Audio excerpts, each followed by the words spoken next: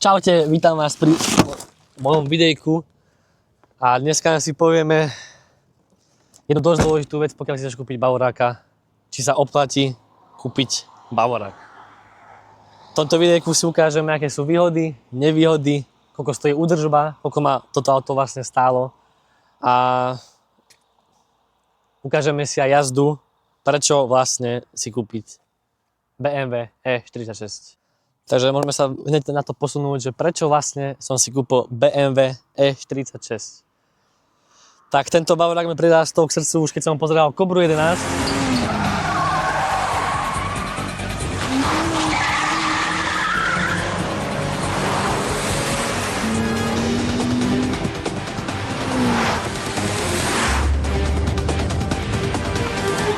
To pozná a proste toto auto je proste nádhera.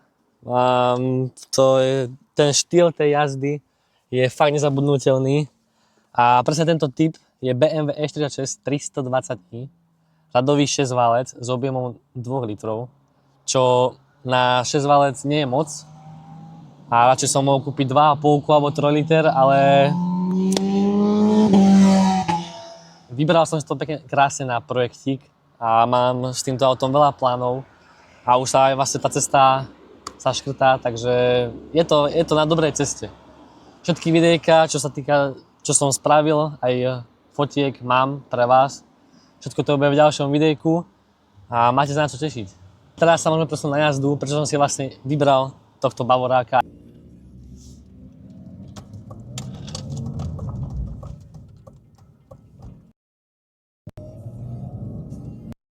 Takže výhody tohto bavoráčika a prečo som na E46 je proste jasný. Ten plynulý chod toho 6-válca je brutálny a keď to nemá taký výkon, tak na tú bežnú jazdu to úplne stačí. Pokiaľ to človek nebere fakt, že napríklad z bodu A do bodu B, že si chce niekedy aj užiť tú nádheru, tak to úplne stačí.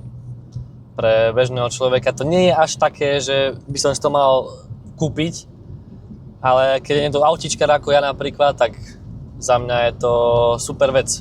Potreba síce nie je až taká úžasná, môžeme sa kľudne dostať na 11 litrov aj na viac, lebo má to skoro spotrebu ako 3 liter a je to pritom 2 liter. A keď má niekto fakt ťažkú nohu, tak je to na tej peňaženke cítiť. Ale proste výhody. BMW je najlacnejšia zadovkovka s dobrými jazdnými vlastnosťami, má kvalitné motory s krásnym zvukom a dobrým chodom. Samozrejme je to ročník 1999, čiže auto má už niečo odžité, ale aj tak na túto dobu vyzerá naozaj úžasne, nadčasovo.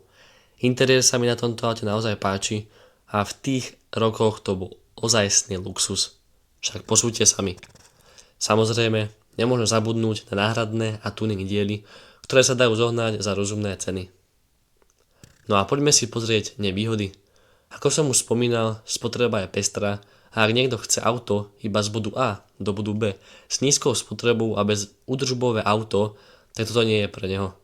Samozrejme, nemôžem zabudnúť na hrdzu, ktorá sa rada ukazuje a vie narobiť veľké problémy.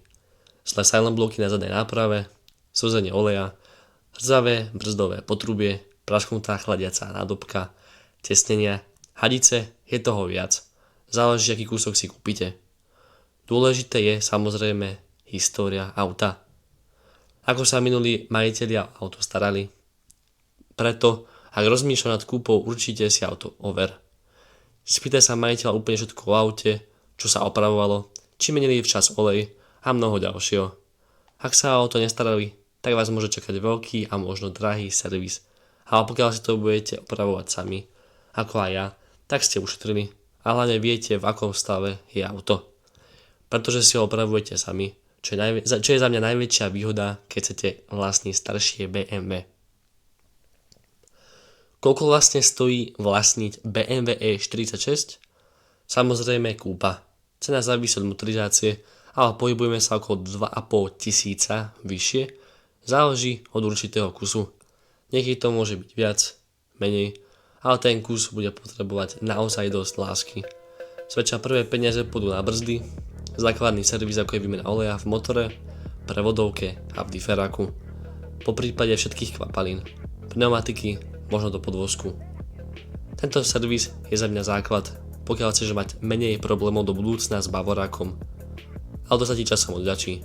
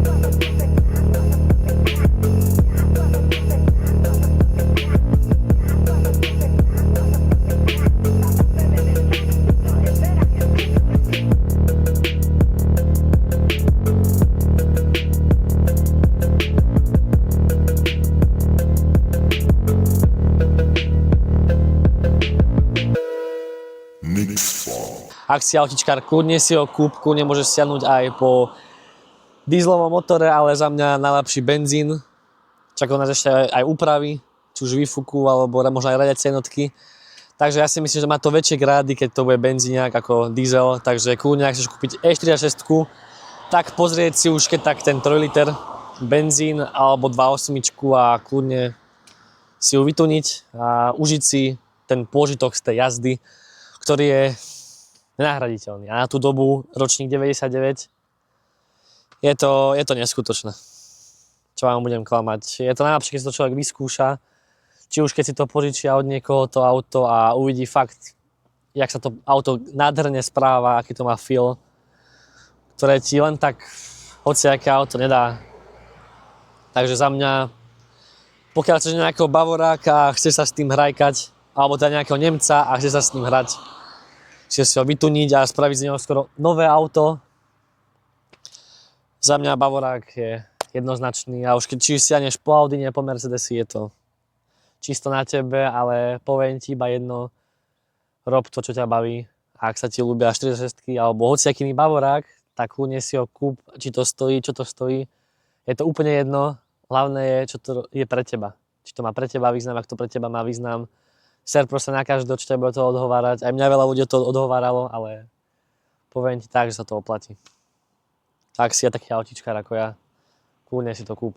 Ak sa ti toto videjko páčilo, ak si vidíš ešte viac takéhoto kontentu alebo podobného, nezabudni sledovať, zdieľať a daj tam like. Nech sa vidíme aj na ďalšom videjku. Čaute.